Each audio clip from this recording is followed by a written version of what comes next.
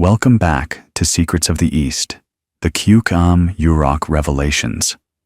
So far, we've explored Namsago's prophecies about a great turmoil, a hidden messiah, and the rise of the East.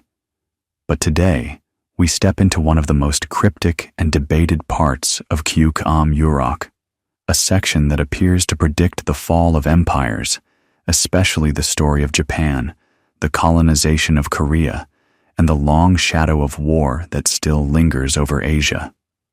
In poetic language, Namsago refers to beasts, the tiger, the dragon, the wolf, and a hidden predator. Let's decipher what they might mean. In one powerful passage, he writes, "The tiger will sleep beneath the sun, but the fox will wear its skin.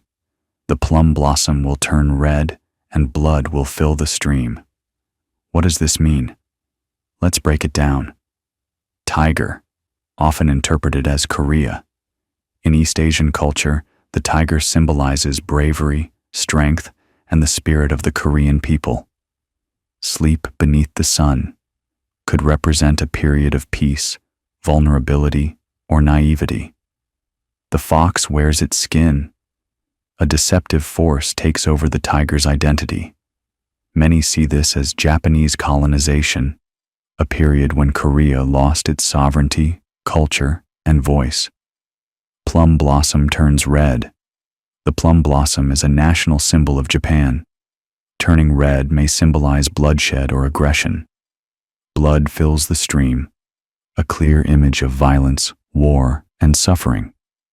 This verse is often cited by those who believe Namsago foresaw Japan's occupation of Korea from 1910 to 1945. But the prophecy doesn't stop there. Namsago also seems to describe Japan's military expansion, perhaps even World War II, in metaphorical terms. The fox will grow teeth like a lion. It will cross the sea and burn the dragon's beard. But the fire will turn, and the fox will vanish into smoke. Here's one possible interpretation. Fox with lion's teeth. Japan transforming from a clever but subtle nation into a major imperial power. Crossing the sea. Expansion into China, Southeast Asia, and beyond. Burning the dragon's beard. An attack on China, often symbolized by the dragon. But the fire will turn. The consequences of war return to the aggressor. Fox vanishes into smoke. Japan's defeat and loss of empire after 1945, especially after Hiroshima and Nagasaki. For a text written in the 1500s to describe these dynamics, again, it challenges our sense of coincidence. Namsago also seems to hint at Western involvement in this region.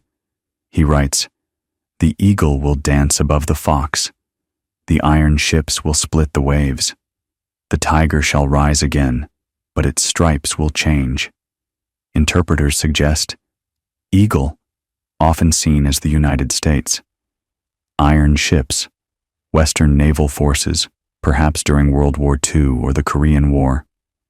Tiger rising again, Korea regaining its strength, especially after liberation. Stripes will change. A transformed Korea, modern, divided, perhaps even spiritually renewed. This raises a key theme in Kyuk Yurok. Empires rise and fall. But the prophecy never glorifies war. It warns that any empire built on violence and greed is doomed to collapse. Here's another verse that stirred controversy. "The tiger will have two heads, but one will speak lies. The mountain will shake, and the children will turn against their mothers."